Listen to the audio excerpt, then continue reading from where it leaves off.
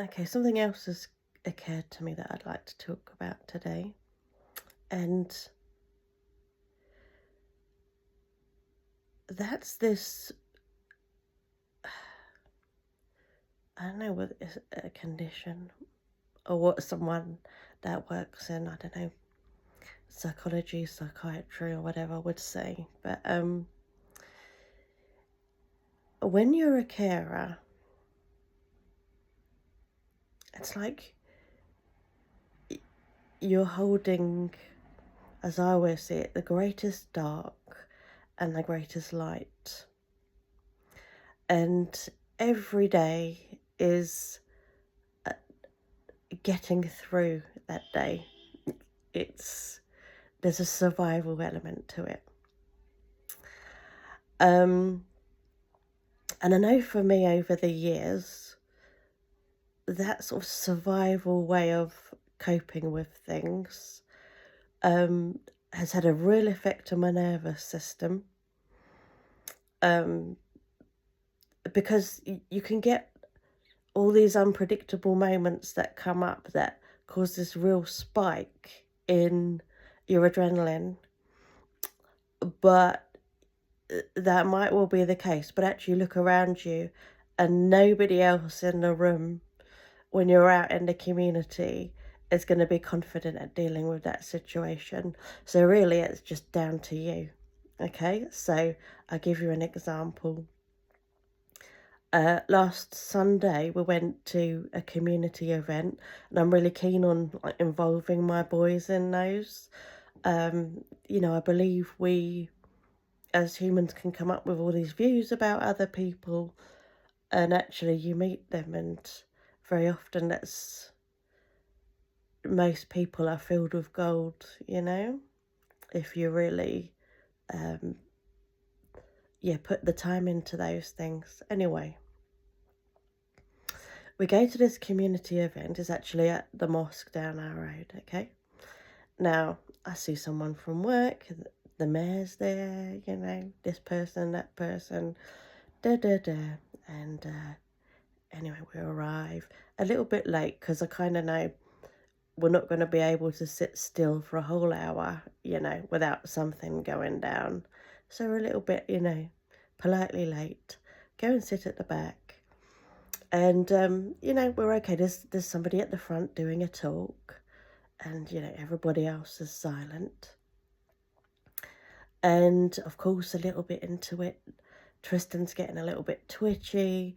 His brothers are, saying, oh, keep quiet, listen. And then, of course, he has to say that something like, really in his fullest, loudest voice, my willy is it itchy or something like, I don't know. Anyway, really loudly. So, it's really quite embarrassing. The whole audience is thinking, supposed to be, I don't know, following the convention somehow, Anyway, I sort of look at Tristan, zip it. And we get through that. It's marginally embarrassing. But anyway, that's all okay. And then a bit later on, we go in the queue for the food. Now, as we're waiting, I'm chatting to my two younger sons. All good. Tristan then happens to stub his toe on the water cooler. Stubs his toe, hurts himself. And I think one of the reasons is he doesn't really cut his nails. That's a really, really difficult one. Now he's got a lot bigger. And so stubbing your toe, I guess, is extra painful. He does that. And then he responds, and just think he's over 6 foot tall and massive. He then starts shouting, drown such and such a person, drown them, kill them, kill them.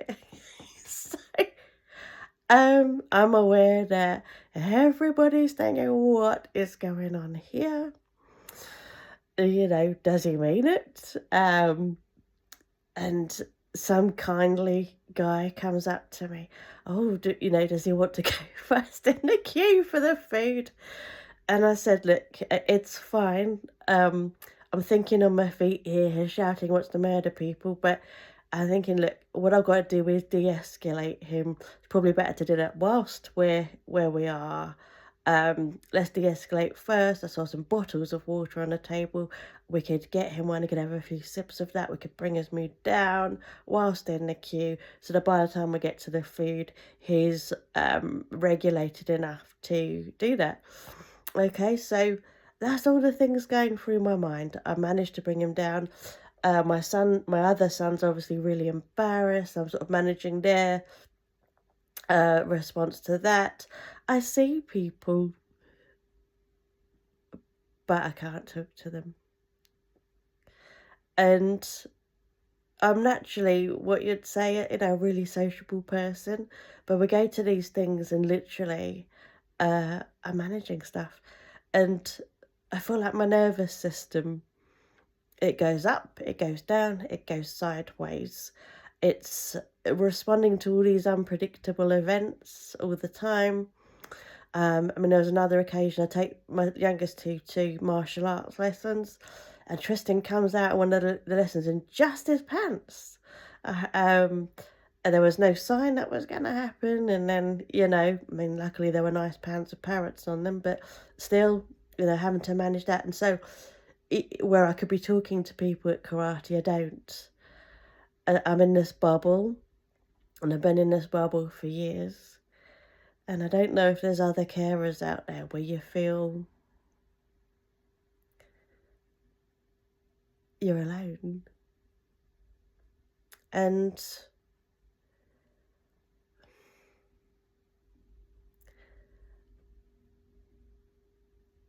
I actually find connection really difficult with other adults. I've got friends, a few close friends that understand. But outside of that, it's really hard because on one level, I want to give the appearance of being able to cope. And really what I've come to enjoy over the years is peace. The moments when the kids have gone to bed and there's peace. And there's quiet. And there's still. And my nervous system can recalibrate well enough to carry on the next day.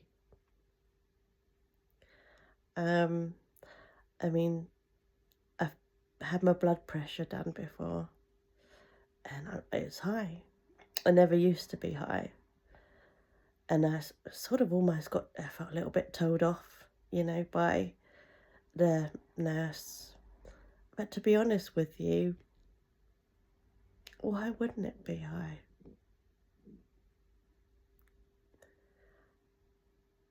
Yeah, so you get used to this sort of living in this liminal space.